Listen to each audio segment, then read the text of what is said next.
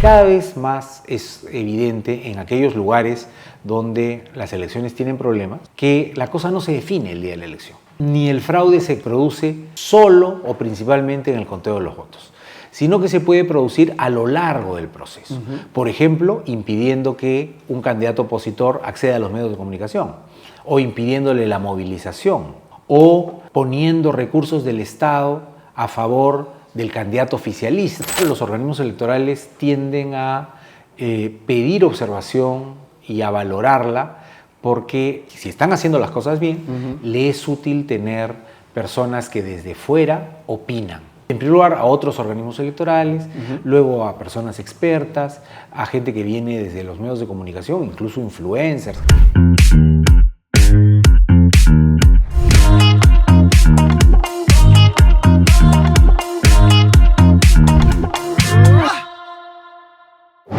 En un mundo globalizado, interconectado, las democracias tienen que ser muy fuertes.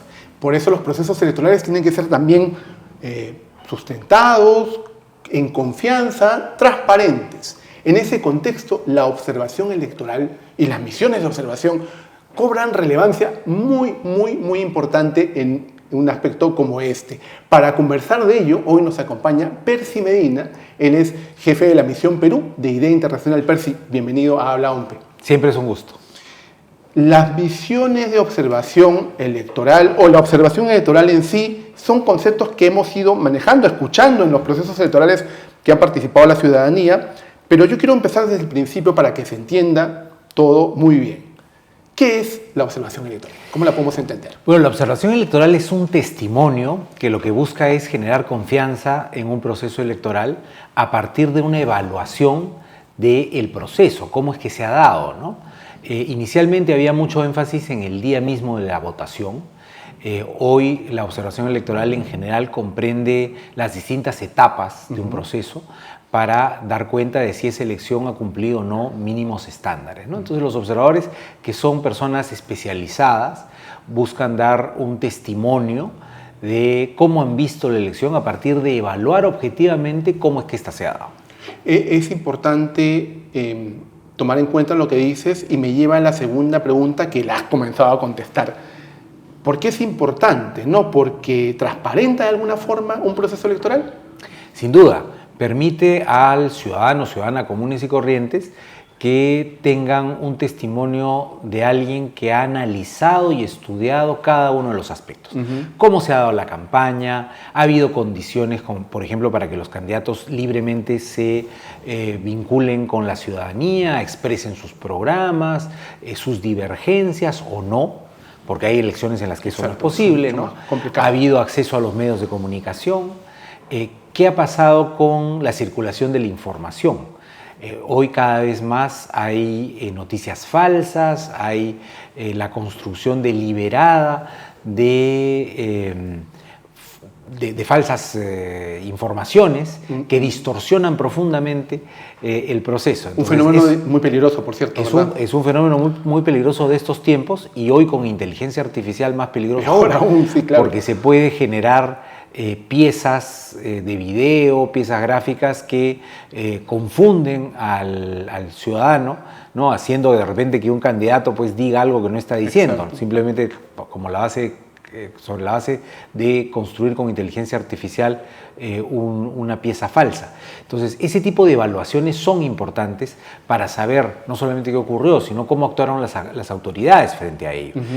Peor aún si es que, por ejemplo, todo este tipo de distorsiones vienen desde el poder.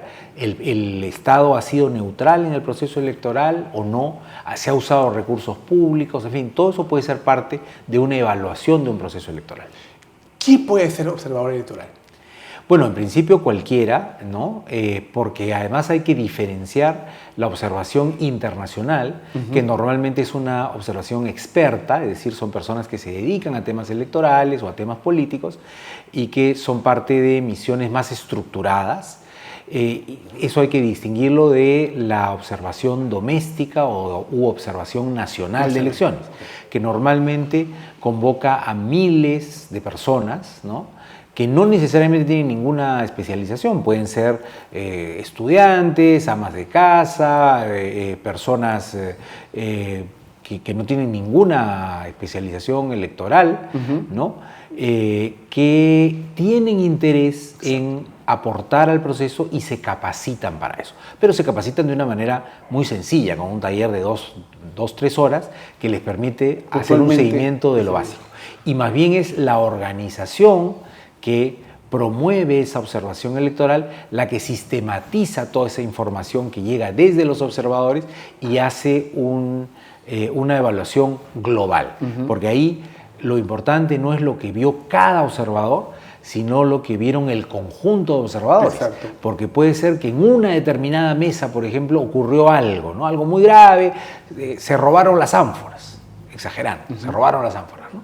Entonces, eso es una situación muy grave, porque eso anula los votos de todas las personas que votaron en esa mesa. Pero si eso ocurre en una mesa de las 80.000 que hay en el país o de las 40.000 que hay en otro país, pues eso, digamos, no tiene la dimensión que si eso ocurre en muchísimas mesas, ¿no? Entonces existe la diferenciación entre una observación nacional, que puede ser una elección nacional, elecciones locales también, y las observaciones internacionales. Muchos miembros, funcionarios, incluido el jefe de la OMPE, han sido parte de misiones de observación internacional. ¿Cómo se prepara un observador internacional? Bueno, los observadores internacionales normalmente son reclutados entre personas que ya tienen algún tipo de conocimiento y trayectoria en estas materias, ¿no? Por lo tanto, la capacitación que hacen las organizaciones que despliegan observación internacional es una capacitación ya no en contenidos, sino sobre todo en metodologías y en cosas básicamente logísticas, ¿no? Por lo tanto, es también un tipo de observación con menor cantidad de participantes. Una misión de observadores internacionales puede ser de 10, 20, 30, 40 personas. Normalmente un despliegue de observadores nacionales o domésticos es de varios miles, ¿no? Porque lo que se busca ahí es promover también la participación ciudadana. Entonces, la observación nacional o doméstica tiene dos dimensiones. Una es la del resultado, que es el testimonio de lo que observaron, pero otra es la dimensión de participación en lo que le queda a cada persona que participó, que es un proceso de aprendizaje, ¿no? Me comentabas al inicio que antes la observación electoral se centraba en el proceso del voto, ¿no? Del proceso en sí. Pero me dices que también ahora se está poniendo incidencia en varias etapas del proceso. ¿Cuáles son? ¿En cuántas etapas del proceso electoral se hace observación electoral? Lo que ocurre es que al principio se pensaba que todo se definía el día de la elección, ¿no? Había un énfasis mayor, no es que no había una idea de que todas las partes del proceso eran importantes, pero había un énfasis mayor en el día de la elección. Y cada vez más es evidente en aquellos lugares donde las elecciones tienen problemas, sobre todo, que la cosa no se define el día de la elección, ¿no? Ni el fraude se produce solo o principalmente en el conteo de los votos, sino que se puede producir a lo largo del proceso. Por ejemplo, impidiendo que un candidato opositor acceda a los medios de comunicación o impidiéndole la movilización, ¿no? O poniendo recursos del Estado a favor del candidato oficialista. Exacto, que ¿no? suele pasar también. Que suele ocurrir muchísimo. Esa es una manera de desequilibrar la cancha. Y así, entonces, un proceso de observación que simplemente arranca en el momento en que los ciudadanos van a votar el día de la elección, que cierra cuando se produce el escrutinio, es un proceso insuficiente. Es necesario que se evalúe qué pasa durante la campaña, qué pasa con el registro de electores incluso, ¿no? Ese registro es un registro completo o hay personas a las que se les está impidiendo votar porque no se les ha permitido registrarse. Todo eso es importante. Varias etapas, varios aspectos que son susceptibles de ser observados por el bien en realidad de la transparencia, ¿no? Que es lo que está un poco quedando claro en la primera parte de esta conversación, que para eso están los observadores internacionales, para transparentar los procesos, ¿verdad, Percy? Efectivamente, y la elección, hemos hablado hasta ahora de la observación el día de la elección y de la observación durante la campaña, pero también la observación puede ser pertinente después de la votación, también después, para el cómputo en primer lugar, pero luego del cómputo para todos los procesos de justicia electoral, ¿no? ¿Qué pasa si hay reclamaciones? ¿Cómo se toman las decisiones? ¿Quién las toma? ¿Si es de acuerdo a derecho o no? Porque eso es importante también para la definición de los resultados, ¿no? En tu experiencia, llevando un poco ya al tema regional y un poco más internacional, en tu experiencia como observador internacional, experto en estos temas, la región ha tenido varias elecciones este año, ¿no? Y ha habido un variopinto número de escenarios. ¿Cómo evalúas tú esto? Bueno, en primer lugar, los procesos electorales en América Latina ha habido un crecimiento de su profesionalización y de la certeza, con notables excepciones, ¿no? Claramente, Venezuela es un caso donde no hay un proceso electoral que para la comunidad internacional despierte confianza, y Nicaragua es el otro caso. Tenemos dos casos donde ha habido también un deterioro, ¿no?, claro de los procesos electorales. A mí me ha tocado ser observador electoral en Nicaragua hace ya muchísimos años, y era un intento por construir una democracia muy joven, muy en ciernes, pero que tenía perspectiva de ser democrática. Hoy día todo se ha cerrado y claramente estamos frente a un sistema autoritario. Pero en otros países de la región lo que hemos visto es más bien un crecimiento de las condiciones del proceso electoral, en primer lugar introduciendo tecnología, profesionalizando, etcétera, pero también sobre la base de construir confianza con la ciudadanía y los actores políticos, ¿no? ¿Cómo crees que se percibe la figura, la función y el trabajo del observador electoral internacional en la región? ¿Cómo la percibes? ¿Ya más positiva entonces? Yo creo que, para empezar, los organismos electorales tienden a pedir observación y a valorarla porque le es útil, si están haciendo las cosas bien, le es útil tener personas que desde fuera opinan, con la distancia que da el ser alguien que mira las cosas desde fuera, ¿no? Entonces, los organismos electorales tienden a invitar mucho en primer lugar a otros organismos electorales, luego a personas expertas, a gente que viene desde los medios de comunicación, incluso influencers, gente que tiene una voz, ¿no? Sí. Porque es un testimonio valioso. Y los observadores internacionales más serios no solamente miran lo que está bien, que claro, por supuesto, quien organiza una elección y está orgullosa de ella quiere que vengan y valoren lo bueno, pero también pueden identificar dónde están los aspectos en los que se puede mejorar. Creo que es lo y más en importante. Todo proceso electoral siempre se puede mejorar. Vuelvo aquí a Perú nuevamente. Las elecciones en 2021, las nacionales, fueron muy cuestionadas y tuvieron varias misiones de observación internacional. La OEA emitió un informe en donde también se estableció que todo se llevó a cabo con regularidad.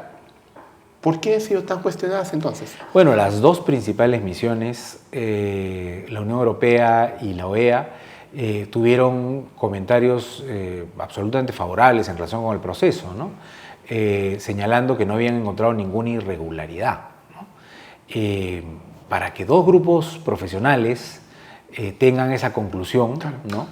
Además de la observación nacional, pues pareciera que hay razones para la confianza, ¿no? Quienes alegaron que había irregularidades nunca encontraron, nunca pudieron probar, demostrar que hubiese algún tipo de irregularidad grave. Nuevamente, dificultades hay en todo proceso electoral, sí, pero uno tiene que evaluar si esas dificultades son susceptibles de cambiar el resultado final. Si es que encuentra esos indicios, tiene que probarlo. Eso es muy importante. Y para eso también la legislación otorga una serie de mecanismos a los distintos actores. El primero es los personeros. Los partidos tienen la posibilidad de nombrar personeros de mesa en todas las mesas del país y llevarse un acta, copia del acta, ¿no? En primer lugar, verificar el proceso de votación desde que entre el primer voto al ánfora hasta que se hace el escrutinio, llevarse copia del acta, y después el partido con todas esas actas debería poder hacer un cómputo para ver cuál es el resultado que se desprende de ahí y comparar cada acta con la que publica OMPE. A diferencia de otros países, en el Perú la OMPE publica cada una de las actas, ¿no? Entonces, un partido puede comparar acta con acta y teniendo personeros puede perfectamente identificar si hubiera algún tipo de fraude o lo que fuera. ¿Es imposible hacer un fraude? Imposible no, quizá podría ocurrir, pero si ocurriese, hay todas las condiciones como para identificarlo y denunciarlo. ¿Por qué este tipo de discursos, lamentablemente, que todavía persisten, como bien indicas tú, en base a lo que pasó en las elecciones del 2021, de qué forma, en todo caso, estos discursos hacen daño a la democracia? Es terrible porque nuestro país es un país con muy poca confianza, somos de los países más desconfiados en América Latina, si no el más desconfiado.